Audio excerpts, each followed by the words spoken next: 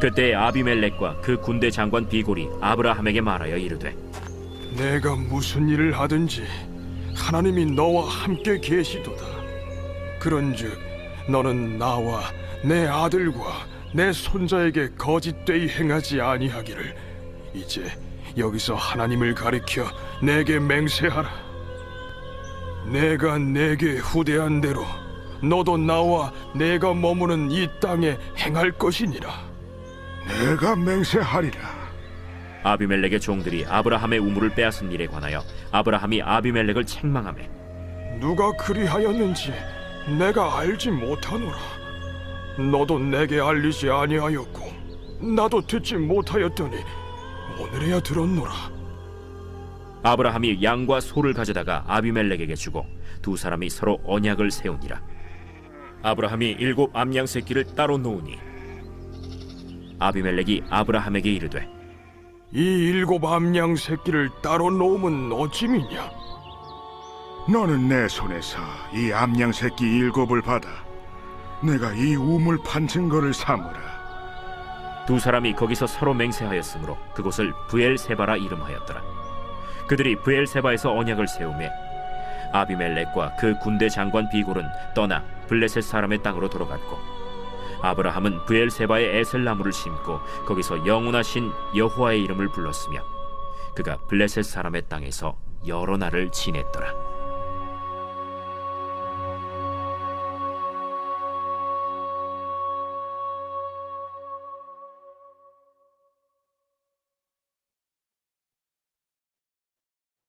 오늘 본문 말씀은 아브라함과 아비멜렉이 언약을 맺는 이 말씀입니다.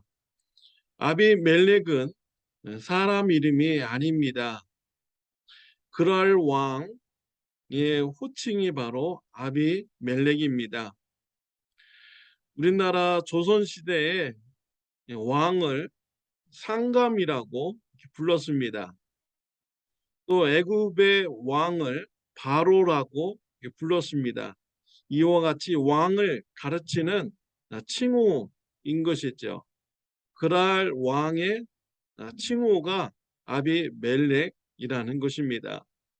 이 아비멜렉이 아브라함에게 찾아와서 언약을 맺자라고 제안을 하였습니다.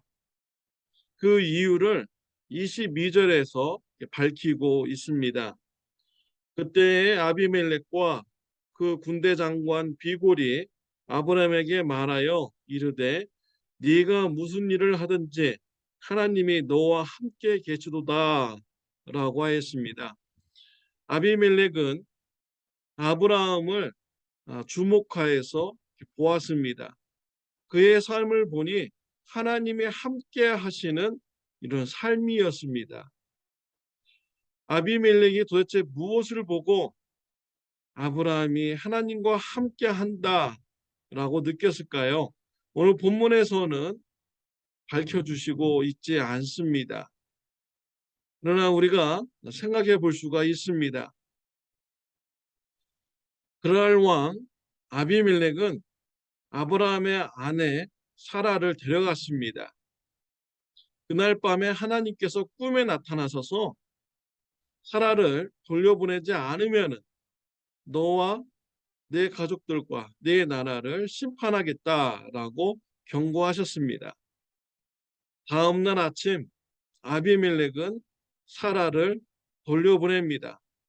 소와 양과 은을 많이 주어서 또 종들을 더해서 아브라함에게 선물로 주면서 사라를 돌려보냈습니다. 또 아브라함이 아비멜렉 가정을 위해서 기도하자 태의 문이 열려서 자녀를 낳게 되는 이런 일도 있었습니다. 사라는요 생리가 끊어져서 자녀를 낳을 수 없는 이런 상태의 여자였습니다. 그런데 하나님의 은혜로 이삭을 낳게 된 것입니다. 이런 모든 것을 아비멜렉이 옆에서 다 주목하여서 본 것이죠. 그럴 때 아브라함이 하나님과 함께하는 사람이다라는 것을 알게 된 것입니다. 아브라함을 두려워하여 아브라함과 언약을 맺고자 찾아온 것이죠. 아브라함이 어떻게 아비멜렉에게 나는 하나님과 함께하는 사람입니다라고 이렇게 나타냈을까요?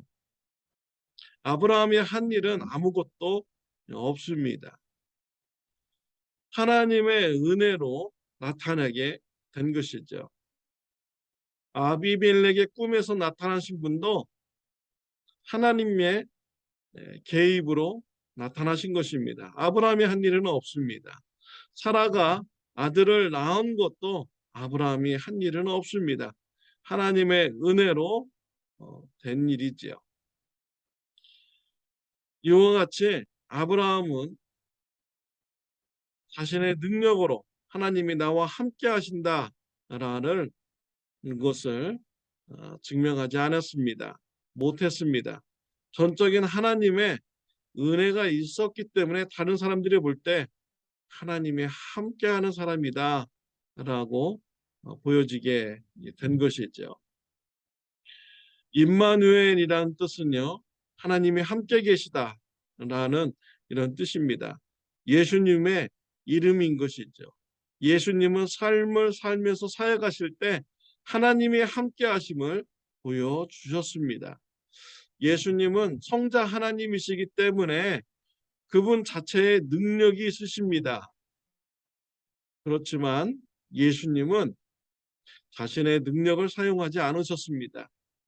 사역을 하실 때 늘 하나님께 먼저 기도하였고 하나님의 은혜로 기적이 나타났고 또 하나님의 일이 이루어지게 하셨습니다. 죽은 나사로를 살릴 때도 예수님은 하나님께 간구하였고 하나님께서 죽은 나사로를 살리 주셨음을 미리 감사기도 드리고요. 나사로야 나오너라 라고 예수님은 외쳤습니다. 죽은 나사로가 무덤에서 걸어 나오게 된 것입니다. 하나님께서 하시도록 예수님은 간구하였습니다. 기도하였습니다. 예수님께서 십자가에서 못 박혀 운명하실 때 내 영혼을 아버지 손에 부탁하나이다 라고 기도하셨습니다. 예수님께서 죽으셨습니다. 장사되셨습니다. 3일 만에 하나님께서 죽으신 예수님을 다시 살리셨습니다. 하나님이 예수님과 함께함을 나타내 보여주신 것입니다. 예수님의 십자가와 죽음과 부활을 통하여서 우리의 죄를 대속하기를 원하셨고 우리를 죄에서 구원하기를 이루시기를 원하시는 것이 바로 하나님의 뜻이었습니다. 예수님은 이러한 일에 순종만 하였을 뿐입니다. 하나님께서 예수님의 간구를 들으시고 그때그때마다 기도에 응답해 주셨습니다. 저와 여러분들도요, 이와 동일한 은혜가 있으시기를 바랍니다.